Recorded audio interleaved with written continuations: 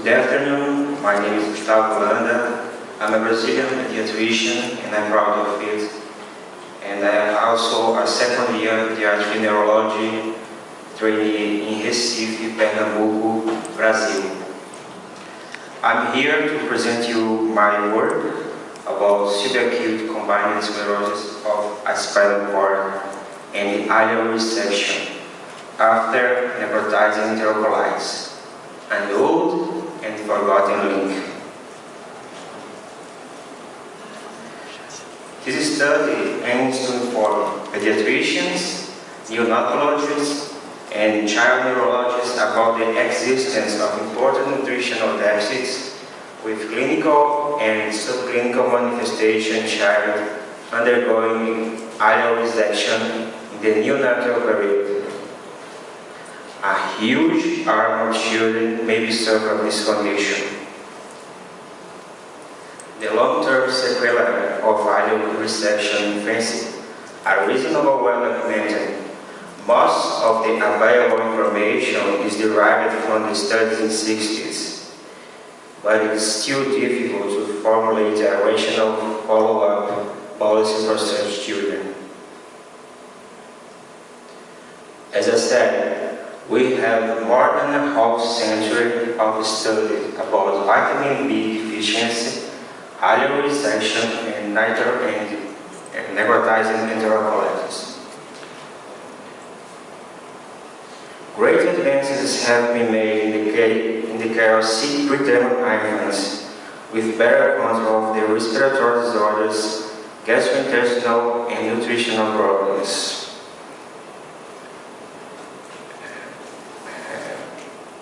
But neonatal necrotizing enterocolitis is not a common disorder, affecting 1 to 5% of infants admitted in newborn care nurseries. In very low birth weight infants, less than 1.5 kilograms, the incidence is as high as 12%. If surgery proves necessary, terminal ILEAL is the most common site of resection.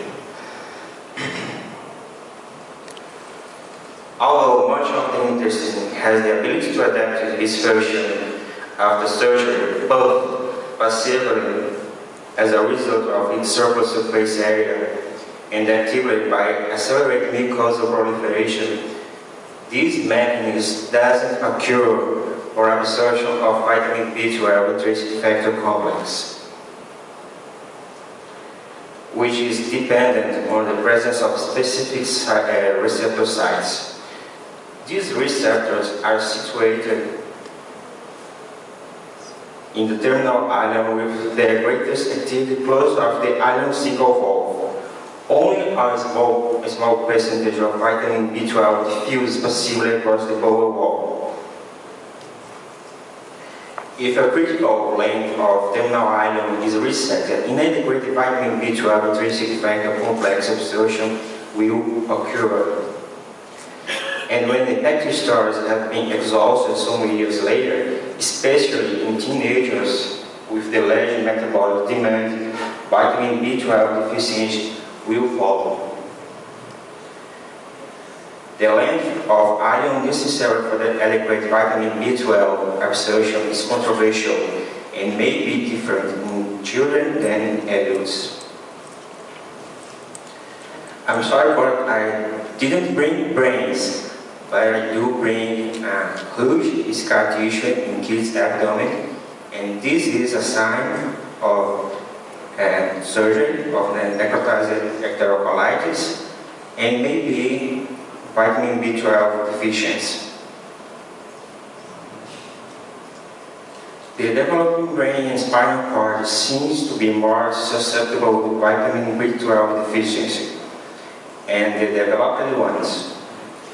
Not only may child suffer megaloblastic anemia, but also neurological problems such as distal paresthesia, weakness and spastic paraparesis with ataxia, loss of vibration and joint position senses, and importantly, neurodevelopmental delay, learning disabilities, behavioral and psychiatric changes.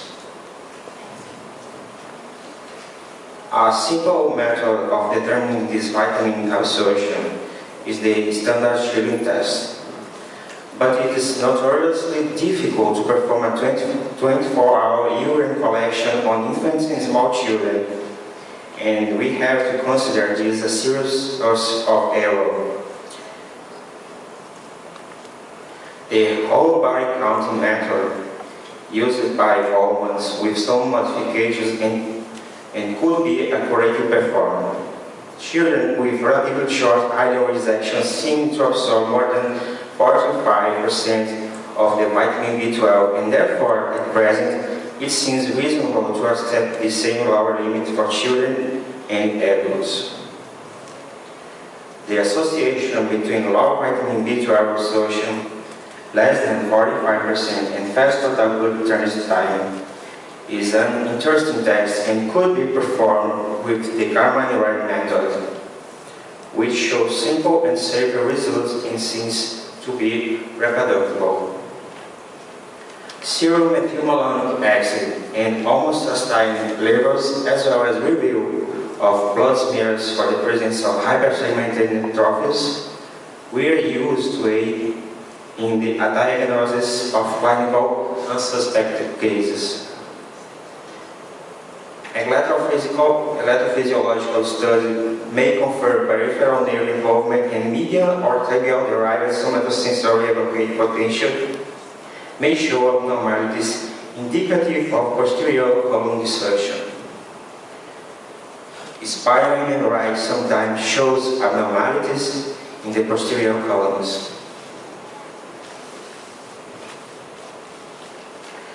There is no satisfactory clinical method of determining which children who have undergone resection of the terminal ileum for necrotizing enterocolitis are at risk of vitamin B12 deficiency.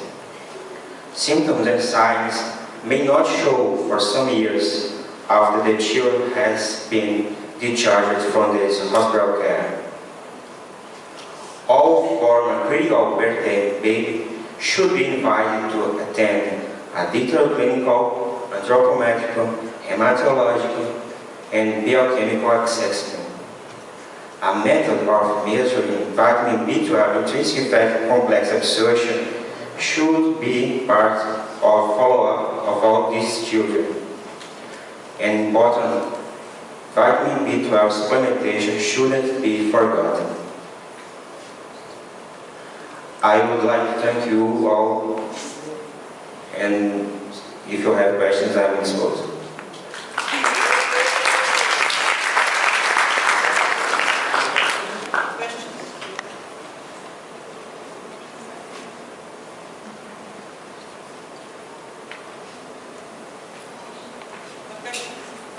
Okay, then we go to the next.